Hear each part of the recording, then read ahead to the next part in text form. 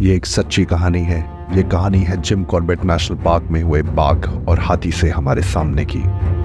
Jim Corbett national park, monsoon 2023।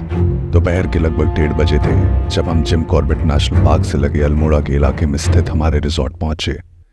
Resort पहुंचते ही प्रकृति ने हमारा स्वागत बेहद खूबसूरत मौसम से किया। ऐसा लगता था मानो प्रकृति ने हर चीज़ को बारिश से धो दिया हो। जंगल की एक एक पत्ती चमक रही थी, मानो एक नया जंगल हम अपनी आंखों के सामने देख रहे हैं। यही खूबसूरती है जिम कॉर्बेट नेशनल पार्क की। अभी हमें रिजॉर्ट पहुंचकर बैठे कुछ देर ही हुई थी कि अचानक ऐसा लगा जैसे खूबसूरत मौसम एक डरावने मौसम में बदलने लगा है। जैसा हमने सोचा था वैसा ही हुआ। कुछ ही देर बाद पूरा जंगल अंधेरे के साए में डूब गया। ऐसा मालूम होता था कि दिन के 2 नहीं, रात के 8 बज चुके हों। हमने अपने कमरे में जाकर इंतज़ार करने का फैसला किया हमने इंतज़ार करने का जब तक रोशनी दोबारा नहीं निकल जाती। हवा अभी भी बहुत तेज़ थी। पेड़ हमारी आंखों के सामने गिर रहे थे। कुछ देर अंदर बैठने के बाद जब रोशनी दोबारा वापस आई तो हम कमरे से बाहर निकले और हमने देखा कि हमारे रिजॉर्ट में ही कुछ पेड़ गिर चुके थे। मैंने इस बात की खैर मनाई कि वो पेड़ मेरी गाड़ी पर नहीं गिरे थे और मेरी गाड़ी अब भी सुरक्षित थी। रिजॉर्ट के केयरटेकर ने मुझसे मदद मांगी कुछ पेड़ों को हटाने के लिए और मैंने उनकी मदद करने का फैसला किया।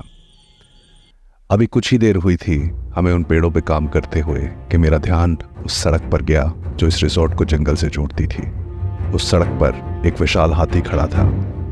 मैंने औरों का ध्यान हाथी की तरफ खींचा। हम सब हाथी को देख के खुश और हैरान थे। खुश इसलिए कि हमें एक खूबसूरत हाथी मानसून के खूबसूरत मौसम में देखने को मिल गया था, और हैरान इसलिए कि इतना बड़ा जीव भी जंगल के अंदर बिना किसी आहट के चल सकता है।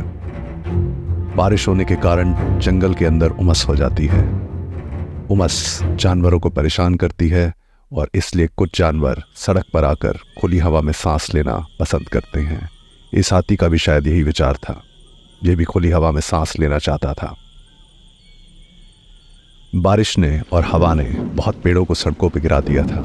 उस वजह से कॉर्बेट से अल्मोड़ा की तरफ जाने वाली सड़क बंद हो चुकी थी। हाथी जैसे इस बात को समझता था और वो सड़क पर बीचों बीच खड़ा होकर मौसम का आनंद ले रहा था। हम ही उस लम्हे का आनंद ले रहे थे जब आसपास ट्रैफिक का शोर नहीं था।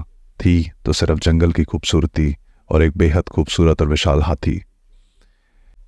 इस शांति के लम्हे को तोड़ा जंगल से आई एक तेज अलार्म कॉल ने। ये एक सांबर की अलार्म कॉल थी। एक चेतावनी थी कि सांबर ने किसी विशाल प्रेडेटर को देख लिया है।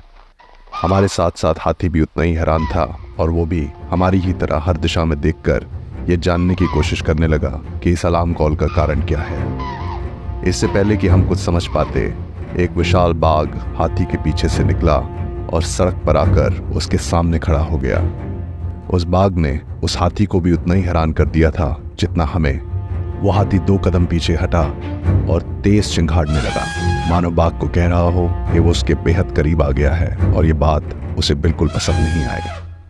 बाघ भी अब तेज गुर्राने लगा, जैसे वो भी ये बता रहा हो कि वो इस इलाके का मालिक है और उसे भी हाथी की मौजूदगी उस इलाके में बिल्कुल पसंद नहीं आई। कुछ देर तक बाघ गुर्राता रहा और हाथी कुछ कदम पीछे लेता रहा। कभी हाथी आगे आ जाता और बाघ कुछ कदम पीछे लेता। इस प्रकरण ने हमें रोमांचित कर दिया। हम ये देख के बेहद हैरान थे और खुश थे कि एक बाघ और एक हाथी हमारे रिजॉर्ट के सामने वाली सड़क पर खड़े हैं। कभी बाघ हाथी की तरफ बढ़ता और हाथी पीछे की तरफ जाता। कभी हाथी बाघ की तरफ बढ़ता और बाघ अचानक से कूद के सड़क की दूसरी तरफ आ जाता। वो गुर्राता और फिर यही सब होता। ये काफ़ी देर होता रहा। कुछ समय के बाद बाघ का इस खेल से मन भर गया था। उसने जंगल की तरफ चलने का फैसला किया और वो जंगल की तरफ चल पड़ा। वो हमारे रिजॉर्ट के बगल से निकला और कोसी नदी की ओर चला गया। कदम आगे बढ़ने के बाद हाथी को जब समझ में आया कि वो कोसी की तरफ जा चुका है तो हाथी दूसरी दिशा में जंगल की ओर चला गया। हमारे चैनल को सब्सक्राइब करें और ऐसी रोमांचक कहानियां सुनते रहें।